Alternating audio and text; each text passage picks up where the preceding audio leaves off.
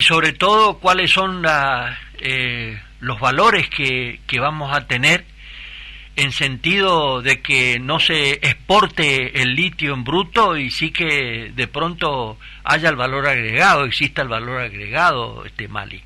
Totalmente, por eso te decía cuál es el impacto positivo que vamos a tener en las localidades. Porque si el impacto positivo de una extracción minera queda en las grandes ciudades y al pueblo no vuelve nada, tampoco sirve. Claro. Eso pasa también en otro tipo de aprovechamientos, digamos, pasa en la agricultura, sí, pasa en la ganadería, en lugares donde uno ve la gente siempre, toda la vida estancada en un lugar y la producción va a parar a otro lado, el que queda con la tajada grande es otro y el dinero no vuelve a las comunidades. Eso está ocurriendo acá en el Chaco y ocurrió en la Amazonia con el tema de los desmontes. Realmente hoy recién comienza a hacerse una extracción responsable, como vos lo estás señalando, cuando antes se hicieron barbaridades. Que se haya permitido Bolsonaro desmontar media Amazonia por la ampliación de la frontera agropecuaria fue una barbaridad. Realmente esto no tiene que ocurrir en la Argentina y no nos olvidemos que aquí en el Chaco se está queriendo ampliar de 1.800.000 hectáreas a 3 millones de hectáreas para precisamente darle valor a la soja. Bueno, ¿qué impacto tiene eso? Bueno, primero tenemos que pensar que extraer un árbol para un beneficio de ese árbol, de la madera o de los extractos de las curtientes vegetales que tenga, no es desmonte. O sea, el desmonte es una cosa que tiene que ver con el cambio de uso del suelo. Es decir, donde había un bosque después hago agricultura. Si yo donde había un bosque puedo sacar una parte y hacer ganadería integrada con ese bosque, eso es otra cosa. Sí.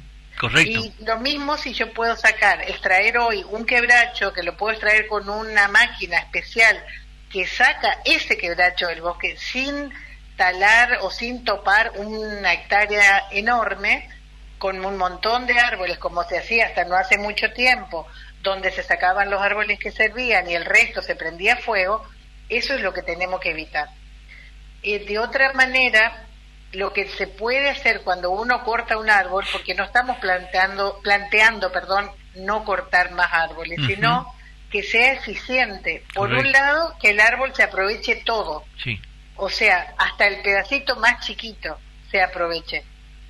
Y para eso tenemos inversiones en biomasa, no únicamente acá en la provincia, sino en toda la región. De hecho, Corrientes, Misiones también lo tienen. Lo otro que necesitamos es forestar. Y lamentablemente por cuestiones vinculadas a la burocracia, a la inflación, a la inestabilidad, hoy la intención de forestación es muy baja. En el año 2023 he visto como muy alta la provincia de Corrientes, dentro de las provincias forestales, el resto muy poquito y el Chaco lamentablemente inexistente en el cumplimiento de la ley 25080, que es la que establece los incentivos a la forestación. Creo que la forestación para nuestra provincia es una deuda pendiente. Hay, digamos, 3 puntos que son fundamentales, Mali, que es frenar la destrucción de los montes o los bosques, proteger los océanos y abandonar la quema de combustibles fósiles. Cuando se habla de proteger los océanos, estamos viendo o estamos pensando en combatir la contaminación por plásticos, que es lo que está pasando en este momento en los océanos, en los ríos, en las lagunas. ¿Cómo ves vos esos 3 temas? Bueno, empiezo por el último porque es el lema de Naciones Unidas para este año, el Día del Ambiente, que su lema es sin contaminación por plásticos. Sí. Y hoy había un foro muy importante en Costa de Marfil, en África, donde iban a tratar este tema que desde el año pasado está en la agenda internacional ambiental. La contaminación por plásticos es enorme y, como te decía, si miramos alrededor la cantidad de plástico que tenemos en nuestra casa, ahí si tuviéramos que sacar los plásticos a la vereda de nuestra casa, yo creo que la casa nos queda casi vacía. Qué porque bárbaro. La mayoría de las cosas que usamos son de plástico. 400 millones de toneladas de plástico se fabrican por año en todo el mundo.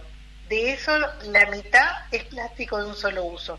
El plástico de un solo uso son desde las bolsitas, los envoltorios, embalajes, las bombillitas para tomar las gaseosas o el café, los platitos descartables, los vasos descartables, todo lo que se llama descartable de plástico es de un solo uso. Y esos, sobre todo los más chiquitos, son los que van a parar a ríos, lagunas y por supuesto van al mar más tarde o más temprano, formando esas islas de plástico enormes. Sí. 140 millones de toneladas de plástico están hoy en los océanos de todo el planeta, perjudicando a muchas especies y que tal vez lo vemos como un poco lejos. Pero a ver, cuando entró la última gripe aviar, digamos, al país, entró por Laguna de Pozuelo, Jujuy, donde un ave llegó infectada en una migración. Entonces, acá estamos todos conectados. No es que algo está pasando en el centro del Océano Pacífico y a nosotros no nos va a afectar. A nosotros también nos va a afectar. Y por eso es que pensando en la cantidad de plástico que utilizamos, hay muchas cosas que podemos hacer en nuestra vida cotidiana, sobre todo pensando en que ese plástico pueda llegar al circuito de reciclado. Que lo podamos separar, porque ahí en algún momento de la cadena interviene un recuperador urbano, una persona que está en la calle buscando los residuos, o a veces en muchos lugares están en basurales a cielo abierto, en microbasurales, y hablo de todo el país porque por suerte en la provincia de Chaco hay muchas plantas de separación que están trabajando de distintas maneras, pero ya hay instalada una cultura en muchos municipios, especialmente del interior, de la separación de residuos. Las ciudades grandes son un desafío mucho más complejo. Y te diría algo que decías mucho, que es sobre los combustibles fósiles. El tema del combustible fósil, hay una transición hacia otras formas de energía que son mucho menos contaminantes. A mí no me gusta en general hablar de energías limpias, porque limpio no es nada. Como te decía, por ejemplo, la energía solar o la eólica, uno piensa que es limpio y no es totalmente limpio, porque primero para hacerlo se utilizan elementos provenientes de la minería y segundo que generan un residuo en el momento que uno no lo usa más, y que hoy se está debatiendo también qué hacer con esos residuos, especialmente de los paneles solares. Así que, pero es una transición. Creo que para nuestra zona la que es más adecuada es la biomasa, pero sí se está avanzando también en solar. El Chaco tiene una planta híbrida que es una parte de combustible y una parte solar en Comandancia Fría, pero cualquier de estos aprovechamientos tiene algo importantísimo, que es que disminuyen los costos y la inversión en el transporte de la energía. La energía en plantas pequeñas se utiliza en ese lugar. No hay que hacer un riel NEA, TransNEA y llevarlo de un lado a otro. No sé si me explico. Eliminamos un montón de costos de traslado de la energía. El mundo tiende a eso también, a generar en más plantas, más chicas y no en plantas tan grandes con enormes costos de traslado e interconexión de energía. Y creo que vamos también desde nuestras actitudes personales hacia eso, cada vez utilizando menos pilas, utilizando, cargadores solares. Yo uso en mi casa para cargar el celular o una linterna, y muchos elementos que también no usamos energía acumulada como las pilas, y cosas que podemos enchufar. Si pensamos hoy en todos los reproductores de audio que hace 30 años tenían unas pilas grandotas que vos recordarás y que hoy para un joven le van a llamar mucho la atención, hoy todas estas cosas se pueden enchufar y pueden ir a la red eléctrica. Ahora, ¿cómo alimentamos esa red eléctrica? Bueno, es una transición hacia una energía que involucre, que tenga menos compromiso ambiental. Mali, se estima, y esto es un dato de las Naciones Unidas, que para el 2030, o sea, no estamos lejos, estamos a 7 años, el 20% de la producción total mundial de petróleo va a ser utilizada para la fabricación de plásticos. Y eso realmente me pone a mí la piel de gallina, ¿no? Bueno, cuando uno habla de los plásticos y de la energía, hay un debate allí. Hay algunas personas que dicen, no usen plástico, dejen el petróleo para la energía. Y otras personas dicen, no usen el petróleo para la energía, déjenlo para los plásticos, para cosas que no vamos a poder reemplazar. ¿Qué? La diferencia está en que los objetos plásticos pueden ser reciclados. En cambio, el combustible que quemamos no. Esa es la enorme diferencia que tenemos y por qué cuando usamos plástico, y pensemos en plásticos que realmente necesitamos, como por ejemplo todos los elementos médicos, los elementos que necesitamos para la fabricación de otros artefactos. Ahora hay cosas que no necesitamos que sean de plástico, que pueden ser de otros bioplásticos, que de hecho se está trabajando mucho en distintos elementos, sobre todo en estos elementos de cocina, desde platitos, vasos, en fin, hay un montón de elementos descartables de que usamos en gastronomía que se van a reemplazar sin duda. Son un poco más caros porque al final del día siempre es el dinero el limitante. Mali, ¿qué porcentaje están protegidos los océanos? A ver, todos los países tienen sus aguas internacionales vigiladas. Sí. Y dentro de esas aguas internacionales hay aguas que son protegidas y están establecidas como zonas protegidas. Ahora, fuera de esos lugares, como bien sabemos nosotros en el bordecito de nuestro mar argentino, es tierra de nadie. Eso quiere decir que vemos la cantidad de barcos, factorías, que se pueden ver en cualquier satélite. Si uno se mete un rato en internet va a poder ver la cantidad de barcos y cómo están posicionados, y esa sobreexplotación del recurso nos puede conducir a problemas mucho más graves. Ese es un desafío enorme para la humanidad y donde tiene que fundamentalmente intervenir el sector privado y las Naciones Unidas, porque son aguas internacionales. De continuar los desmontes, lo último que te pregunto, Mali, de continuar los desmontes irresponsables,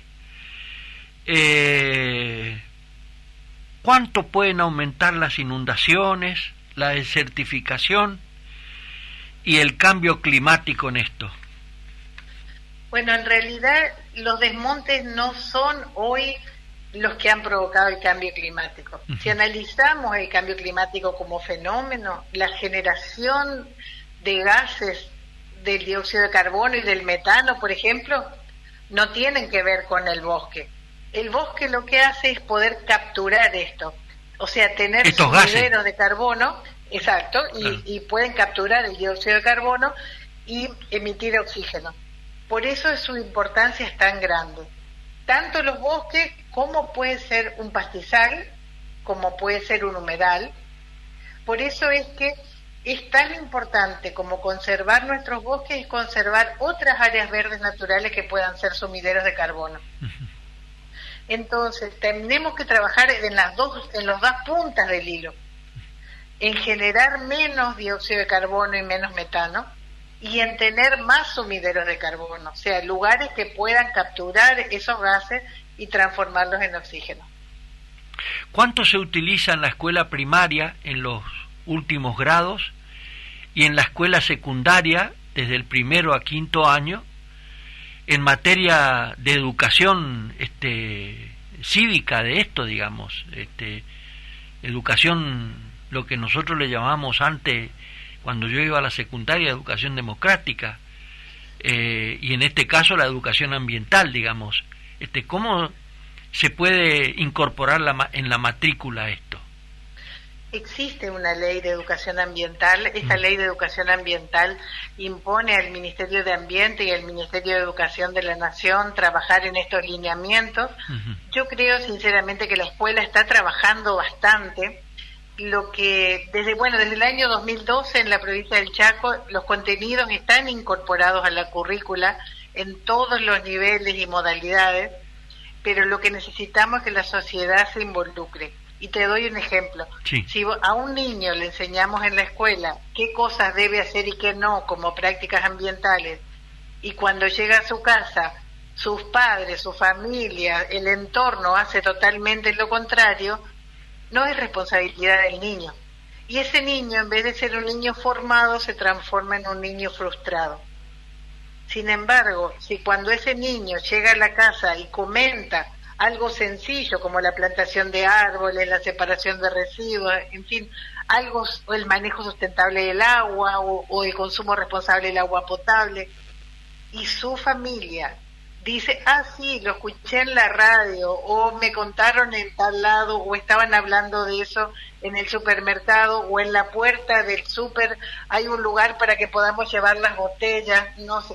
O una de las problemáticas que no tocamos y que es la más común de las ciudades, que es la tenencia responsable de mascotas. Si hablamos de eso y seguimos educando a los adultos, vamos a poder lograr que el niño también se vaya formando. Sí, y otra cosa para los docentes que también están en muchas investigaciones. A un niño pequeño, hablo de menos de 9 años, hay que enseñarle a amar. O sea, él va a cuidar cuando sea más grande lo que aprendió a amar cuando era chico.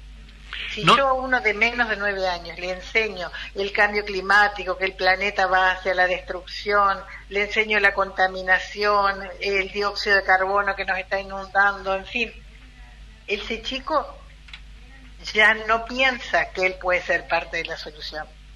Sin embargo, si en los niveles más chicos le enseñamos a amar el mundo en el que vive, el barrio en el que vive, la mascota que tiene en su casa, y le enseñamos la responsabilidad que tiene respecto al ambiente, porque acá todos tenemos responsabilidad, entonces en el futuro va a cuidar.